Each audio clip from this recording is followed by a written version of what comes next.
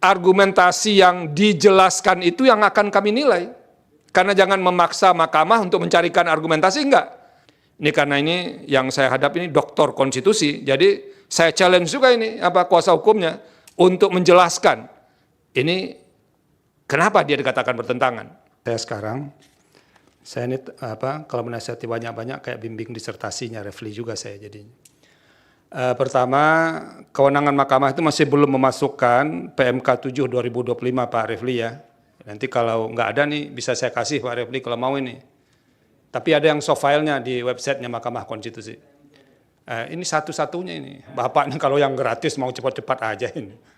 Nah nanti bisa dilihat di websitenya Mahkamah Konstitusi untuk menambahkan paling tidak ada beberapa hal yang berbeda sih Pak Refli. Model penyusunan permohonan di bawah PMK nomor 7 tahun 2025 dibandingkan yang sebelumnya. Nah itu pertama di kewenangan, di kedudukan hukum, ini yang perlu ada perombakan yang agak serius, karena belum dijelaskan siapa pemohon ini, ketiga-tiganya. Jadi harusnya dijelaskan Pak Roy Suryo itu siapa, Ibu Tifa siapa, dan segala macam.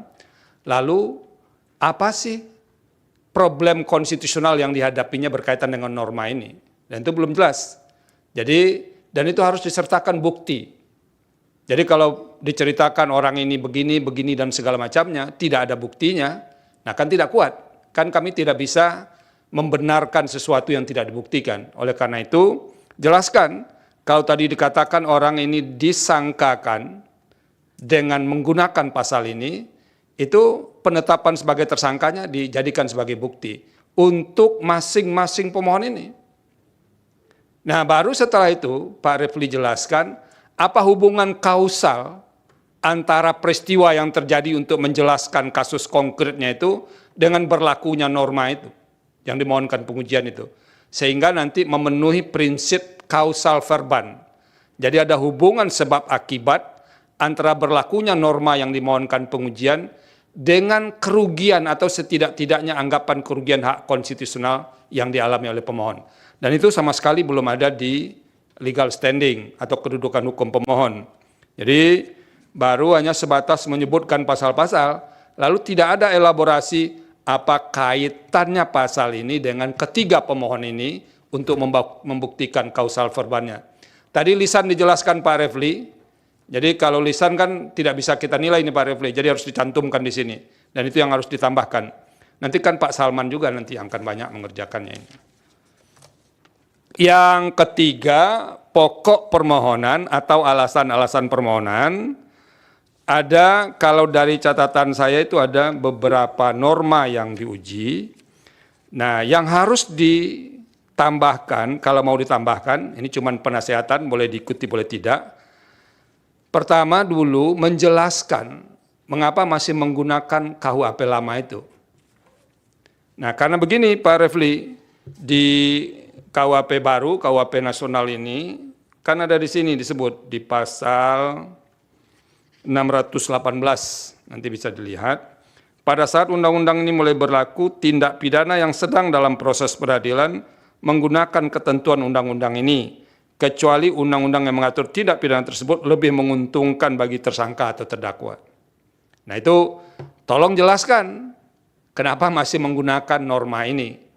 Satu. Yang kedua, pasal 310 itu kan sudah pernah diberikan, dinilai konstitusionalitasnya oleh Mahkamah Konstitusi.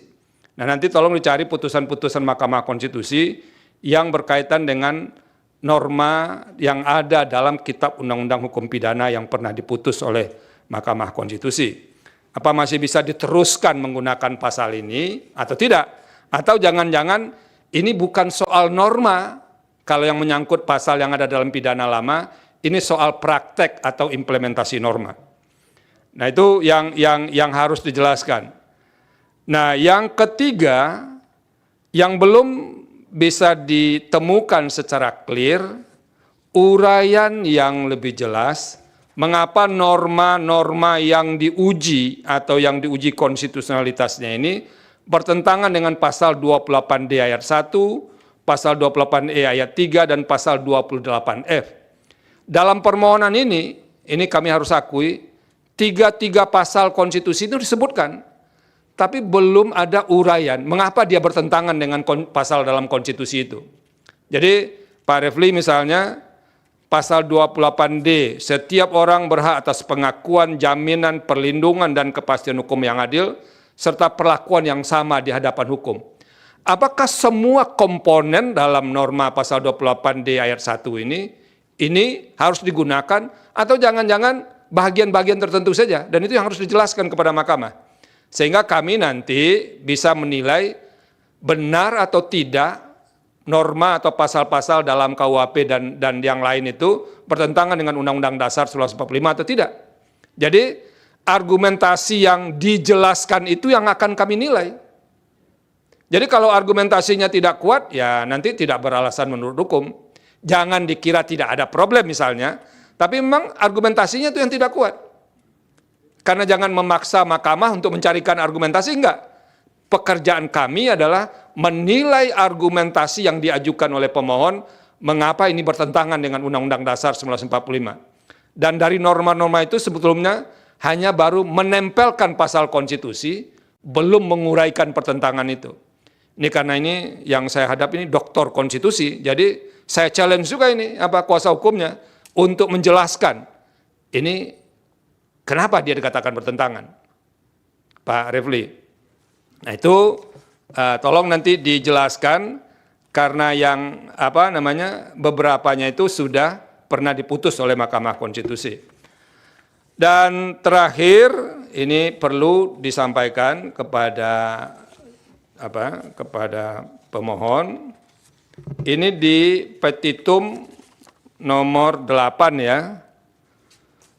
Itu kalau dilihat awalnya kan ada ayat 1, ada ayat 2. Lalu ada ayat 3 di halaman berikutnya yang tidak ada nomor halamannya itu. Jadi dokumen elektronik kepada sistem elektronik orang lain yang tidak berhak. .3. Nah, saya ini jadi heran, 3 ini kemana sangkutannya ini, Pak Refli? Ya kan? Apakah ini salah ketik atau bagaimana? Karena tidak ada poin angka 3 itu. Karena di poin berikutnya hanya ada 1 dan 2. Berarti angka 3 ini tidak ada. Nah itu tolong diperhatikan. Yang kedua, masih berkaitan dengan petitum ini, saya menyarankan supaya karena ada 2 norma di sini, dipisah saja Pak Refli. Ada pasal 32 ayat 1, kemudian di petitum berikutnya pasal 32 ayat 2. Jadi dipisah, supaya nanti bisa lebih clear, jangan terjadi kekaburan dalam penyusunan petitum ini. Nah itu beberapa hal yang bisa kami nasihatkan kepada kuasa hukum dan prinsipal berkaitan dengan permohonan ini. Tapi intinya, pertama soal legal standing itu penting. Kami mahkamah tidak akan masuk kepada pokok permohonan kalau pemohon tidak mampu menjelaskan memiliki kedudukan hukum. Nah itu substansi baru kita bahas setelah lolos dari posisi legal standing. Nah itu yang harus Nah poin terakhir saya Pak Refli dan para kuasa hukum dan prinsipal, harus ada ketersambungan. Jadi kayak benang merahnya antara apa yang diuraikan di posita dengan petitum. Jadi kalau di petitum dikatakan ini bertentangan dengan Undang-Undang Dasar, kalau tidak dimaknai begini, dan di positanya itu harus ada elaborasi mengapa pemaknaan yang diminta oleh pemohon itu yang konstitusional. Karena ini penting. Putusan mahkamah tidak akan mengabdi kepada kasus konkret. Karena norma ini bersifat erga omnes. Kalau mengabdi kepada kasus konkret, nanti kasus konkret pemohon A terjawab, tapi untuk kebutuhan hukum lain nanti tidak bisa digunakan. Dan itu akan menimbulkan ketidakpastian hukum. Oleh karena itu, harus clear ini dijelaskan. Kalaupun kasus konkretnya dapat untung dari pemaknaan itu tidak akan menghambat kasus-kasus lain yang termasuk kepada prinsip erga omnes dalam sebuah norma hukum, terutama undang-undang. Nah itu harus kelihatan Pak Refli. Jangan kasus ini bisa dijawab, Tapi kasus lain tadi tidak bisa diselesaikan setelah ada pemaknaan itu. Dan oleh karena itu, deposita itu harus jelas. Ini dianggap bertentangan dengan Undang-Undang Dasar 45, tadi disebutkan tidak akan menghapus norma itu, lalu begini pemaknaannya, harus ada penjelasan mengapa pemaknaan begitu yang konstitusional. Nah itu yang perlu disampaikan, biar para kuasa hukum yang sangat terkenal dalam ruangan ini bisa bekerja lebih keras juga. Pak Refli ya, sudah lama nggak ketemu soalnya dengan beliau yang satu ini. 2 tahun ya, nggak apa-apa. Ini untung ada Pak Roy Suryo dan kawan-kawan, bisa ketemu Pak Refli lagi saya ini. Download Tribun X sekarang, menghadirkan lokal menjadi Indonesia.